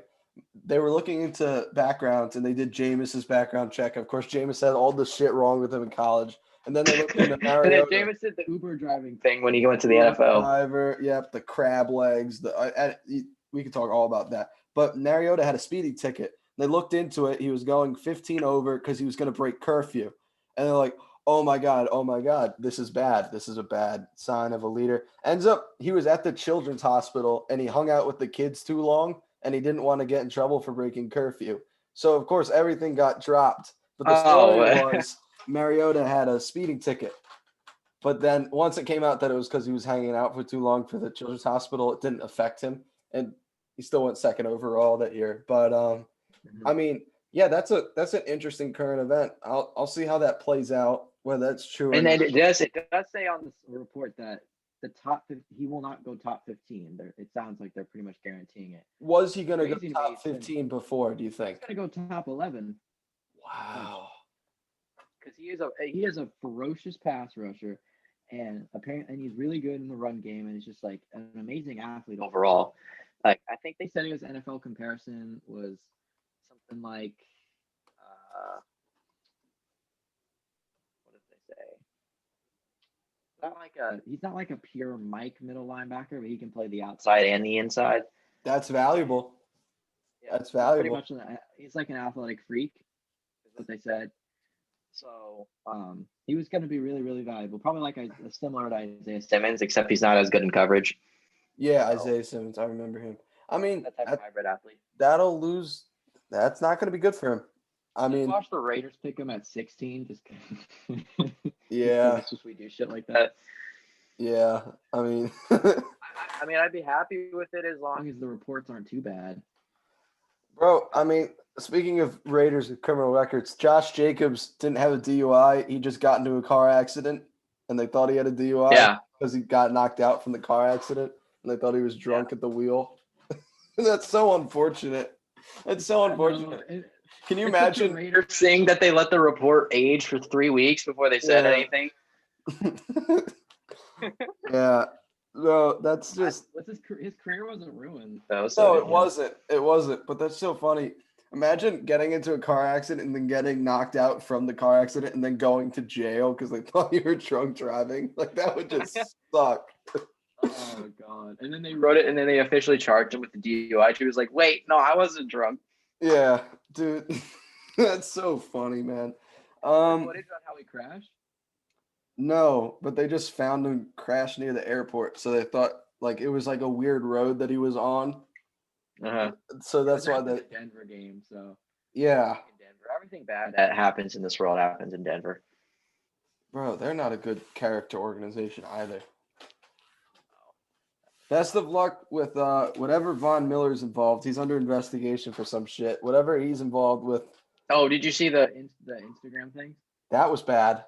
I mean, I remain wary of leaked text messages because like you could make that shit online, like text messages online of what people. Yeah, but the thing is that he does have comments from his actual Instagram account on her account. Oh no, being a horny little bastard, horny little Bronco. No, Von, and he got like that ankle tear. It makes tear. the text messages easier to believe. Yeah, and he had that weird injury that took him out for the year. Yeah. Oh, okay. And then he got COVID. Oh man, he's down bad. I mean, hey, that's something to watch though. He could get cut. And I know that sounds. I mean, depending what he's involved in criminally. He has zero dead money, and he's getting paid $20 million. That's his base salary next year. Oh shit! If the Broncos cut him, they'll be able to save a lot of money. This is a guy coming off an ACL tear, 32 years old, criminal activity. Like it really depends. That's a possibility, but and the Broncos have nothing to lose too, like because they're going to be in the shitter for a while. Yeah, if Drew Lock doesn't break out next year, then they have to completely tank. No, and he's not going to break out. He's going to be in the shitter for a while. That franchise is always a horrible general manager. Broncos fan knows that Drew Lock is not the real deal, but for some reason they're acting like Drew Lock already had a season's worth of production when he's had 4 games worth of production. He went 4-2. He went 4-2 in his rookie season, and people think he's gone. Oh my god! Yeah. But it was still not a very impressive run. And 2 of those games he had multiple picks, and then in the last game against the Raiders, he only won because we went for 2 at the end instead of tying up and going overtime. Yeah. And he didn't even play that well. He had like 230 yards. So like nothing to say that he's a franchise quarterback. Well, 16 and 15, tied with Carson Wentz for most interceptions, 75% passer rating. This guy sucks. Yeah, no way he's the future. Okay. 57% completion. 57? That's a true. No way. And he's got blaming it on. No. Wait till you hear this. This is the funny part about Broncos fans. They're just like, oh well, Jerry Jeudy just dropped a lot of passes, and Cortland Sutton didn't play, and if you just wish upon a star, maybe Drew Lock will become an elite quarterback. No, they got bro. Do it. I mean, it's Philip Lindsay, Jerry in a bad situation, and then just flat out playing. He's not in a bad situation. He's not in a bad situation. Carson Wentz is in a bad situation. I mean, he's not in a bad situation. We said we were going to leave Carson Wentz alone. Yeah, we're going to leave him alone. That's a good topic for another day. Let's introduce ourselves. So I guess we could talk about kind of how we met, and then I guess kind of what we're about, and then I don't know.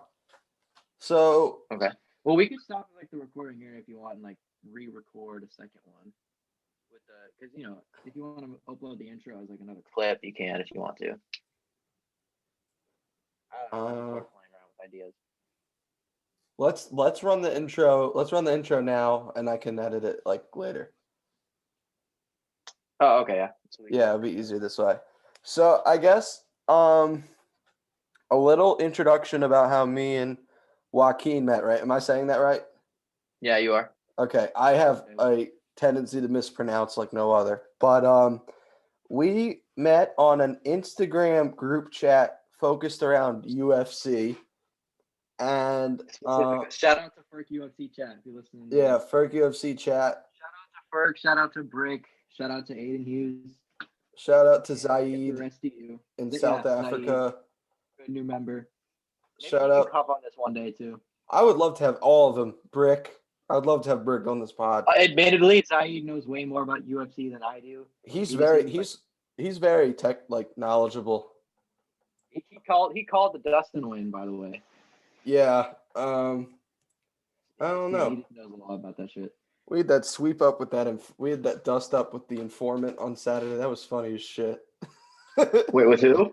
The informant. The kid's like, you guys got links to the stream. We're like, oh my god! It doesn't say anything, but asks for links to the stream. We're like, wait, what? I was like, oh. You mean the chat police? Yeah. Well, the guy popped up and was just like, you guys got stream links. Yeah, we're like every like 15, every like 45 minutes, the guy would pop up. He's just like, hey, who's got the link? Who's got the link? I'm just like, we are paying customers. Yeah, we're paying customers. We don't know what you're talking about. We're not watching the fight. We love Dana White. We do definitely never stream these things. We sent him on the real though. I did have to pay for that pay-per-view because I had some friends coming over. So did you lose like what's it called? Did you lose service on the pay-per-view? Like did you have a blackout of no, I didn't. Plus? I would be so pissed, bro. I probably would though, because it's been raining around. It's been raining here the past couple of days, and my Zooms have been super spotty because of it. Yeah. Yeah, I would have been pissed off if it was like that. But luckily, I had my friend paid for half of it for some reason, just because he's not even a UFC fan, but yeah, that's smart. I did it. I would have been pissed if I paid for the whole thing though. Yeah. Yeah. I don't know. They gotta lower the prices on those things. Dana, you need to chill out with the 840 plus ESPN. It's $900. $900 to be a UFC fan in 2021. That's how many do you think full UFC fans there are that pay for everything plus ESPN plus? Consistently 500,000. You think over under probably less? I think it's 500 on the nose. 500,000 on the nose. And wait, that watch everything? Well, maybe they don't get to everything, but they pay for the pay-per-views, right? And they have ESPN Plus subscription. How many of those, just do-gooders do you think there are? That's a lot less than the Pirates.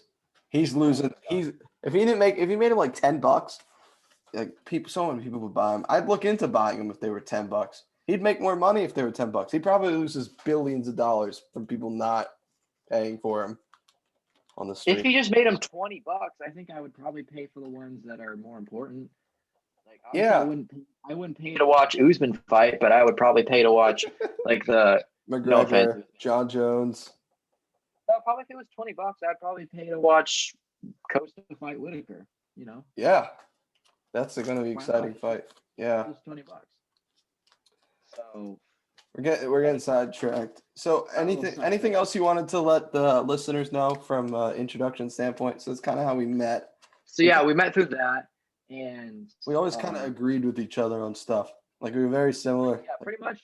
Very knowledgeable. When I got added to the chat, it was probably me and Sam were probably the most active. Yeah. It seemed like, Sam was the guy that loved to talk about sports. I'm a guy that loves to talk about sports. Mm-hmm. And I went into it. Yeah, and I have another podcast. Life, a little bit of my personal life is that. So right now I'm 16. I go to Redwood High School in Marin, California, which if you know what that is, it's like so the Golden Gate Bridge, right? San Francisco's here. We're on the other side. Oh, you're on what is Bay it Area, called? pretty much. East Bay. So by Berkeley and Oakland, like that side of the bay, right? Uh, Berkeley and Oakland is a little further. We're like Okay. literally right in the middle. So I have an equal Oh, amount of distance. It takes me like 20 minutes to get to Oakland and 20 minutes to get to San Francisco. okay. It's pretty All interesting. right. You So take we the live, what's we it live in called? the middle there. If you take the BART, you Bart. can That's go what it anywhere. was. Bart. I've been to You ever been I there before? I've been to San Francisco. I went twice when I was a baby because my parents travel a lot, and then I went when I was like 13. And from what I hear, it seems like San Francisco's a little bit of a mess with the homeless and the, the people around, all the stuff. It's California, still it's still a in good city. general, it seems like is a mess. Like it seems like You mean like with homeless people or just like it seems like you guys aren't happy with the government out there at the moment. well what, the Local people who government. live here are dumb. Yeah, The one California stereotype that is true, not the surfer dude voice isn't a thing, but the people probably being not where dumb. you live No, because definitely not. you're Even though north. the surfing here is amazing though, because it's just a lot of the beaches just have good waves earlier in the morning, but it's just super cold. Yeah. No part about it. But yeah, I really like living here. And for the most part, I've been a huge baseball, basketball, football fan. I should say some of my biases. I'm a Raider fan, so I'll probably be leaning toward more Raider topics if we're talking Yeah. about football. Baseball, I'm a Giants fan, and basketball, I'm a Celtics fan, which might sound weird, but just basically, I mean, like I have family in Boston, but I guess I could be a Warriors fan, but just I don't know. I've always kind It's of felt probably like that. better that you're not, my personal opinion. Like, I mean, every time I watch the Warriors, it's just like, oh, cool, they won. It's like I never cared, Yeah. but the very first game I went to was at TD Garden, so Well, I I mean not. that's fair. I mean, as long as you were a Celtics fan, I've never, and I'll do my sports introductions, but I mean, Okay. you guys have an interesting, you have a valid Celtics story. That's fair. Yeah. And then Not like, hockey, plus, it's not college, that much to bandwagon to. yeah, it's all right. They haven't won a championship in the last 5 years, so it's not like Yeah, being a bandwagon. hockey and college sports, any leniences, Oh, allegiances. right. College football. I'm a Stanford football fan because All my right, mom went there. all right. My dad went to Cal, but just Stanford fan. Stanford's better than Cal. Yeah. Hockey, I've never really gotten into hockey, but I can see why people like it. It's fun. It's awesome. Mm-hmm. I went to a hockey game. There was a fight, So there you go. forget that. And soccer, I don't care. You don't Sorry. care about soccer. So I'll introduce myself. I'm a college sophomore at Georgetown. I currently live in Washington D.C., but I've lived in the Philly area my entire life, in and out of the city. Um, so I'm everything 4 for 4 Philly. So I'm Eagles, Sixers, Phillies, and Flyers.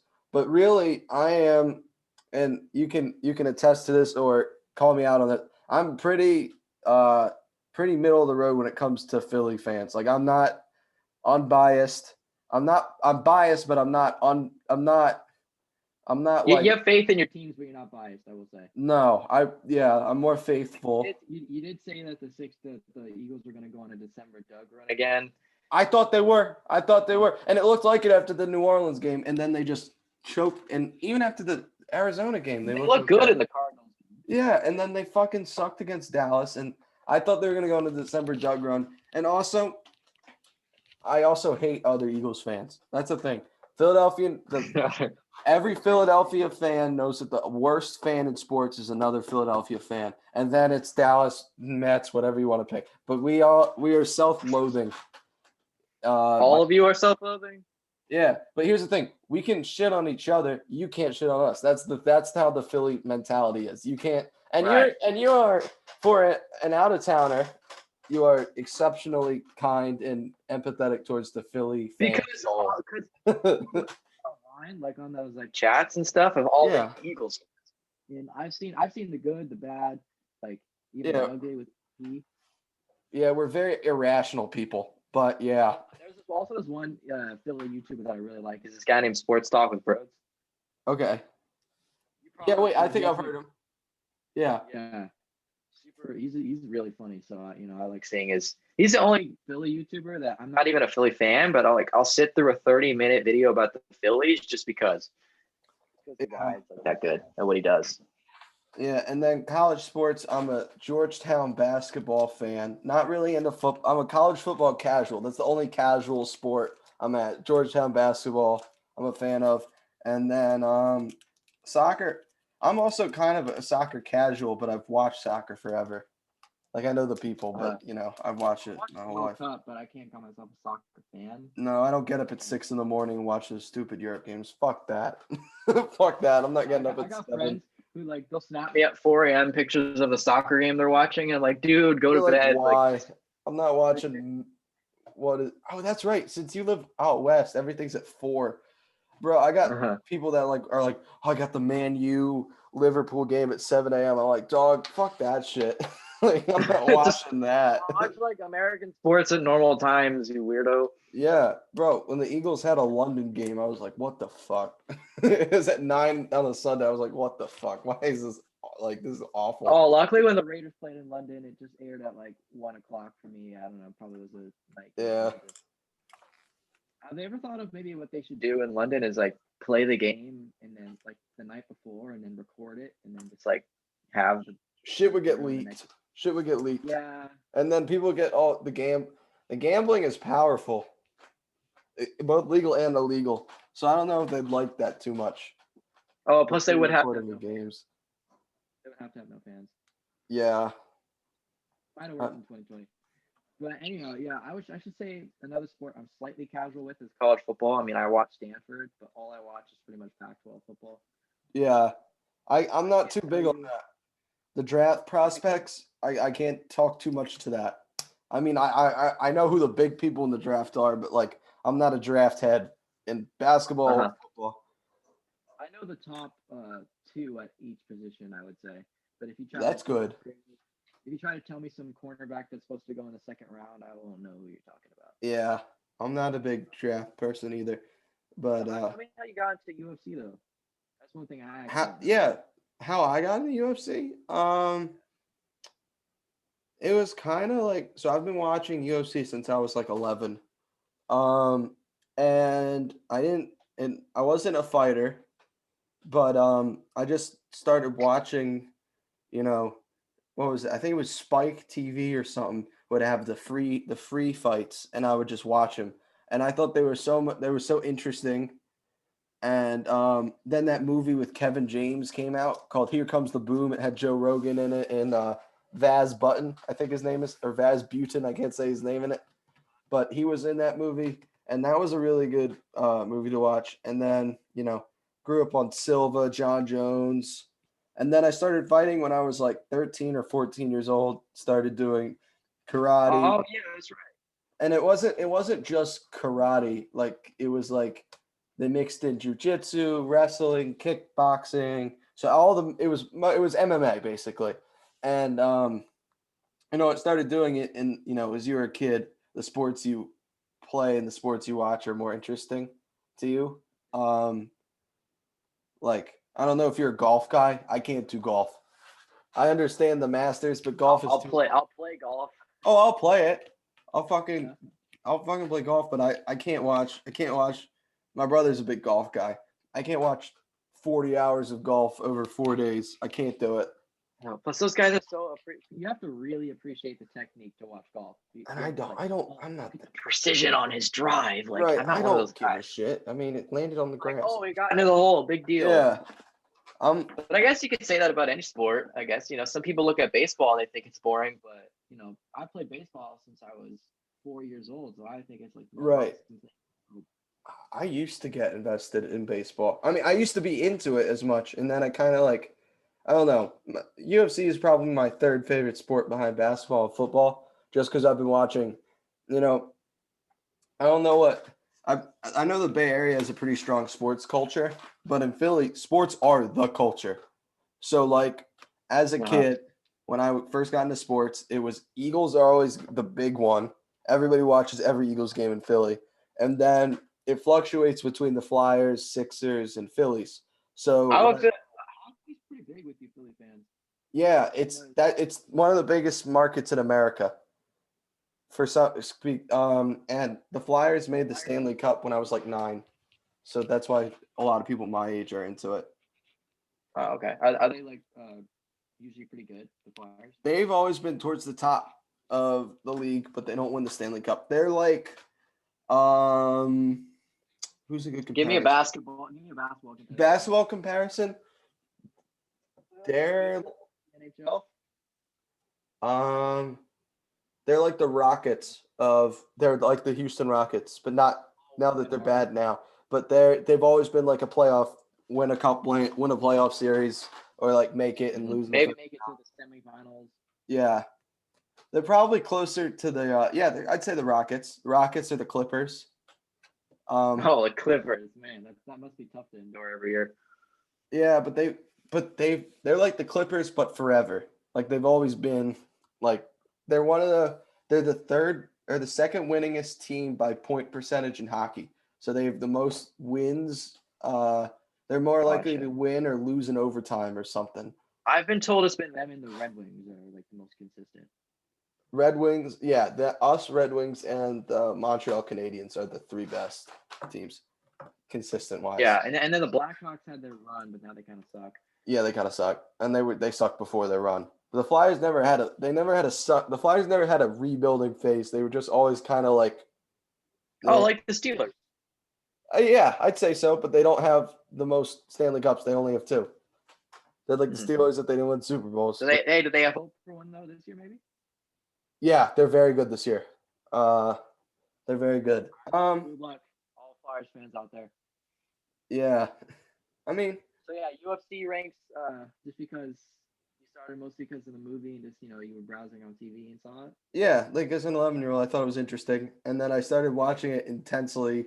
I would DVR them, and I'd watch them the next morning because I couldn't stay up as a kid. And I just, I didn't watch. So you got like a pretty good knowledge of all the fights that have happened in the past 10 years. Then Yeah, yeah, I'd say so. It takes me a minute to get to it, but I'll remember. I remember people. I grew up on Anderson, John Jones, all that stuff, and then I kind of could went you tell me through a little bit about Lyoto Machida? Lyoto Machida. Was he 2000s or am I If he's wrong? like before, hold on, because that sounds familiar. Lyoto Machida, he's 42 right now, so he definitely fought like not too long ago.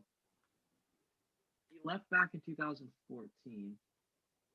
Oh, this guy. Okay, sorry, I have to Yeah, see a he's picture. the one who brought karate a lot in his fighting style. Yeah, he wasn't. Yeah, he was okay. I remember Huh. he fought. Who was it? He did fight Jones, but this was before me. Ah, shoot, I remember him around. Yeah, Rockhold. He did fight Luke Rockhold. I remember that. Oh, I He hope he. fought. He fought Rockhold and Romero, and then I don't know. He lost both of them. Okay, great. I used to watch the Oh man. free shit for a while. It used to be UFC on Fox, and they used to have big fights on UFC on Fox before everything went paid. And then I kind of went dark on it from 2015 to like 20 or like 2016 to 2017. I became more casual with it. It's Yeah. like kind of the same. I only watched like a few fights here and there, but I've always had consistent interest and I watched the big ones. And then I became really invested in the last like couple of years because when I got to college, everyone was kind of like, I started talking to all these big MMA heads, and then I would watch Uh, it would be every weekend. I'd watch the fights starting in college. that's cool, man. So did you guys have like probably parties together and stuff watching it? Yeah, we would. Yeah, we'd throw it on the TV, watch it in the common area, and then we go out afterwards. Yeah, it was good So how times. long have you been like an intense Intense fan? UFC saying, Yeah. um, probably like 3 years. But I always knew the big fights. I remember Weidman versus Silva. And that's the first fight that really sticks in my head was Weidman versus Weidman. Weidman, how am I Is it saying that? Weidman? Weidman, thank you. Versus Silva. Yeah. where Silva's leg snaps in half. So like that's the one I Oh, remember. That's the one that sticks in my head forever. I don't think anyone would ever forget that fight, man. That was like just I remember it was really bad because I saw it live with my parents because my parents were like, "Oh, what the fuck is he watching? He keeps talking about this shit." So they turn it on, and of course, the first fight that they've ever seen, the guy's leg flies off. They're like, "All right, maybe you shouldn't be watching this. like, maybe you shouldn't be watching." it gets better. Yeah, yeah, and then they saw, yeah, that was something. Anyway, So anyway, violent. I should probably say how I got into the UFC Yeah, stuff. go ahead. So Enough about me. yeah. So basically, I mean, like I said, I've always been a baseball guy. Plus, I played baseball like pretty much my whole life. Yeah. But I did remember starting karate when I was like 6, Mm. and so at the time, I remember really liking it. And then you're not gonna believe the story when I tell it to you, but like I actually got kicked out from my karate class. Oh Like my God, what'd you do? I literally got banned from the gym. It wasn't like a gym. It was like a local kids dojo. Yeah, I know what you're talking about. We were sparring, and this kid got the best of me. And keep in mind, I was 6. Okay, I would never do this. Oh, you But just I was beat the 6. shit out of him. He got the best of me in front of everyone. And so as we're walking back, I hit him with like this cheap shot. I punched him in the stomach really hard. And it wouldn't have been that big of a deal if the kid could just take it, but he fell over and he was like crying and super loud. And the coach ended up picking me out by the ear. I got kicked out from the class for good. So my mom was like, "No more karate," right? Yeah. So then throughout I was like, let's see, I was 10. Let's see, no, I was 6 at the time, so it was 2000. It was 2010, and that was the year. I don't know if you remember that summer that Brock Lesnar beat Shane Carwin for the title. Yeah. That was my very first UFC fight I ever saw, and so then from then on out, I remember like just seeing kind of some fights here and there whenever Yeah. they It would. wasn't as mainstream. Yeah, basically whenever it was mainstream, and then I started watching a little bit more when McGregor got popular in 2015, Yeah. 2016. And then so yeah, I was just like a little bit more casual with that and fighting in general. Like I was sort of a little bit split between that and boxing. But then this year, or actually no, last year I should say, in 2019, which was, let's see, it was a year after I started high school, and I quit baseball my freshman year, and I decided to join the wrestling team.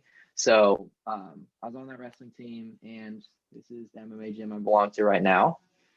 It's Marine MMA, Mm-hmm. and so I've been doing that kind of back. Well, actually, not wrestling for a little bit just because of COVID, but so yeah, ever since when I got into that, some of the guys on the team like said like they just wanted to watch this UFC fight, so then we watched on this one weekend, and it was actually ended up being Jan Blachowicz was fighting. Oh, that's why you like Jan. Yeah, big Jan fan, Jakari Souza, Okay. Yeah. Sure. and he ended up winning that fight. So it was late 2019, and I just remember because that one was like a 5-round fight, and it was a really fun one. Yeah. And That was a fight night, right? yeah, it was a fight night. It was in late November.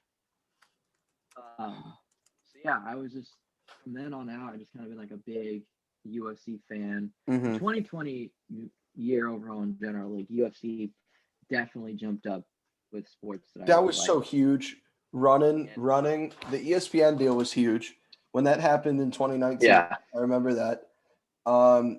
When they went to What I ESPN. watch right now is like football, UFC, baseball, then basketball. Okay. You know, I'll watch them a lot, but just that's like the overall. Yeah. UFC doing the running 3 pay-per-views in May before the NBA bubble and the NHL bubble and the MLB could get started was so huge for the UFC's brand because it was the only thing. Yeah. So I mean, good for them. And I bet a lot of people And Connor helped. Connor definitely helped with that. Yeah. But I bet a lot of people who were not MMA fans prior to this year are now because they just watched them and they're entertaining. That's the thing. It's action. Like that's why Hmm. I've always liked it. It's always been Guaranteed at entertaining. least one good fight a card, I would say. Yeah, exactly. And one thing that was big for the UFC, I would say, is you remember that card back in September they had with Tyron Woodley and Colby Covington? Oh That, yeah, that had like a lot of really good fights on it. So yeah, that was a free fight. yeah. You don't remember that? Was ESPN, so And they probably got a lot of fans from that. Holloway Qatar on ABC was big. Oh, right. And then Sean O'Malley and his stoner fans, like, they just got a lot of guys who bring in a big audience. So Agreed. Good. He's best commissioner in sports. So right now, overall with MMA, I'm training with mostly Muay Thai / kickboxing. Okay. Yeah. I like I like to do jujitsu, I guess, when I can. Yeah. It's getting a little harder to do nowadays. But Right. I got good equipment for Muay Thai mostly, and yeah, this is pretty much been my main thing. I would say I like it even more than I like baseball because baseball's fun and all, but it starts to get more fun because of the friends than it does the sport. Yeah. And MMA, you just have so much to learn all the time. Mm-hmm. And once you start to be able to deal with the stuff that comes with it, like getting hurt and stuff, Yeah. becomes more fun. So I liked how technical it was. How it seems so brutish and like violent, but it's really an art. And I hate that shit. But I hate when people are like, "Oh, fighting's an art," but it really is like how much thought goes into fighting. it's brutal, but it's not. It's the strategy behind fighting is the best strategy in all of in like in sports to thinking wise for me. So I really And there's like it a lot. definitely Yeah, me too. And there's definitely difference between like fighting to like just to defend yourself and then training to fight. Training to fight is actually fun, and getting attacked at like a bar or something is never fun. So I think if Yeah. everyone tried to train in an actual MMA gym, they wouldn't see fighting as so horrible. Yeah, and I think a lot of people would be less hesitant to start fights. Because I think people that start To fights what? don't like they'd be more hesitant to start fights. Like they wouldn't want to Because start they know fights. people out there can fight.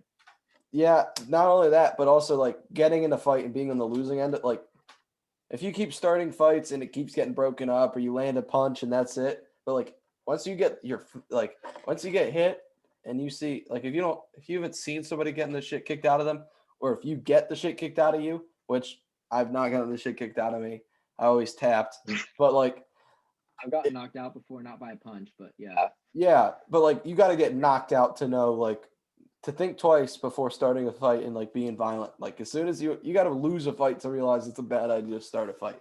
For a lot. Definitely. I think if everyone in the world took a punch once, it'd be good for them. Right. But I agree. anyhow, We've had I also just have one more question for. Yeah, go ahead. Okay, so, are you still training nowadays, or like? No, I stopped training in summer of 2019. I haven't trained in a while. I'd love to get back into it, get back into fighting and just like I was a couple of months away from getting my black belt, but I just went off to college Oh, and circumstances prohibited me from getting that test. But you move away from Philly, and Philly's a big fighter city, right? yeah, fighting's pretty big in Philly. And yeah, I would have got my black belt, but shit. Well, could you go back to your gym if you went back like home? If I went back, they'd probably knock me down a belt, but I could get back to it. But Yeah. I mean, I didn't miss it when I got back to college because I did college shit, and I don't know, College is because there was a lack of discipline, and like you're very disciplined now, but when you're in college, you get into the partying and the women and all that shit, and it's like you have a fun time in college, and then now I miss kind of the structure and the fighting and just having a sport, like not even fighting, but like I don't even do sports, and I don't think a lot of people are, but like I'd love to like play basketball again or like play baseball or football or anything, but I don't know. Yeah, I do miss fighting now, but I didn't before. I mean, I think as long as you still got that fire, you're definitely gonna do it. Yeah. Anyone who fights once can fight again. Absolutely. I mean, and there's a lot of things. there's a lot of things you don't lose, and you'll know this if you ever get removed from fighting, but like you don't lose. Like I don't know. Well, I somewhat got removed from wrestling, and like I kind of find out last week because my situation is like I technically I can't go to my MMA gym, Yeah, but I befriended one of the coaches there, who's like um we kind of got naturally close because he's sort of a tall guy like me, and he was because I mean I'm not like super skinny, but yeah. I'm like somewhat for my size. I'm 170, 6'1" right now, Okay. so definitely could be bigger. Um, Yeah. he was around, and right now the guy's 6'5", 230.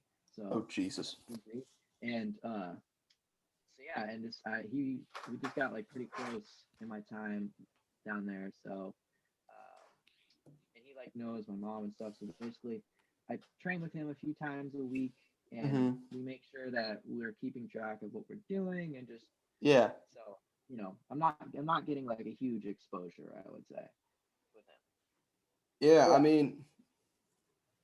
Yeah. I mean, I haven't keep been able to fighting, dude. wrestle like with the team, Yeah. with my wrestling team, so I don't know what I really lost, but Hmm. I guess we'll have to see. Yeah. I mean, keep fighting, man. If you love it, and it seems like you do, keep doing it. Like that's. Yeah, I used to like hate getting tired in general, kind of because of baseball. Yeah. I would say I wasn't That's really definitely a used to it. transition, though. You got to start if you really want to like be a fighter. You gotta like the feeling of either getting hurt or getting tired. Right. Yeah. A lot of people that go into I'll be a fighting fan were of it. football. So almost always wrestlers, but it's wrestlers or people who do football. But like I don't know. I came from baseball too. I came from baseball because I sucked at it. But I mean, it was uh yeah. I mean, fighting's definitely something. I recommend it. You should try. Everyone should try it, or at least learn self defense. You don't even have to learn an art, martial arts. Just know how Didn't to Joe Rogan defend have yourself. have a segment about this? So like everyone should know how to fight somewhat. Yeah, I think he did have that, and he also said get rid of video games and make everyone do jujitsu, which I think those are mutually exclusive things. Like he said, the Yeah, kids, I don't know, you can play video games, you don't have to know jujitsu. Plus, right. if you get in a street fight, no respect, no disrespect to jujitsu people, you're not whipping out like fucking jujitsu. You're not fucking taking down. Oh, You're not tackling I somebody. feel so I feel so strongly about that because people think jujitsu is a superpower. Like I've Yeah, talked to people who they'll go to like 4 jujitsu classes, right? And yeah, they think that they could take on like Brian Shaw, the most powerful power lifter in the world. I'm like, dude, no, he could grab you by the temple, lift you up effortlessly, and yeah. just throw you on the ground if he wants to. Or what'll There's happen limits to it. I mean, it helps, but there's limits to it. or what'll happen most times if you're in a bar, you go for like a takedown, boom, you're catching a knee and you're out. Like Or the that's guy could just throw a chair at your face. yeah. Or stomp on you because you're on the ground. Like you're not gonna start rolling around on the ground like trying to tackle people if you're in a fight. No. Like, But this is different. You're not on a mat under a fluorescent light no, in a gym. Like you're on a this is a floor. Yeah. You're on the floor. There's I don't know. Yeah, there's fucking glass and pills and shit. Like you gotta be careful. I mean, that alarm was a good reminder. We have been talking. This is gonna be a long ass I think podcast, I but wanted it's to wake up good. at 5 a.m. today for some reason. So, but I set it What for the? 5:17 p.m. Oh no, that's a bad mistake. I had a lot of homework to do, but I ended up waking up at like 6. But anyhow, I got a little bit of homework to do, so the podcast will be a day or two late, just as a heads up to the listeners and to you now. But I mean, uh-huh. that's it. We have a busy. That's it. We Thank had a you good all. episode. Yeah, thank you for listening. Episode 1 is on Spotify. This will probably be on Spotify and YouTube. We should try Mm-hmm. that. Right, I'm having You're on trouble with Spotify right Google. now. Yeah, our first episode's on Mhm. Spotify, The Rookie and the Vet. I'm having trouble getting it on Apple. I've had to email Oh so, well, dude, do you have a big? but otherwise it's Do on you think we'll Google have Podcasts an and audience Spotify. more on Apple Podcasts? Then we do Spotify podcast. I have to check the audience statistics. I also haven't promoted it, which is there's a big oopsie on my part. Oh So yeah, that's my bad too. I can put that out there and just make sure people get to it. But thank you for talking to me today. Have a great day. course, And man. And also, everyone out there, stay tuned for another Stonecast episode. I don't know if that's yep, coming up, we but got a song. probably will. Everything's been out of loop on the podcast schedule, but thanks for the Songcast shout out. Take care. We will soon have a podcast schedule for when this is all going to come out, but Yeah, for now, we're just figuring everything out there. yeah. All right. Have a good one. Thank you, everybody. See you, Sam, man. Bye-bye. See ya.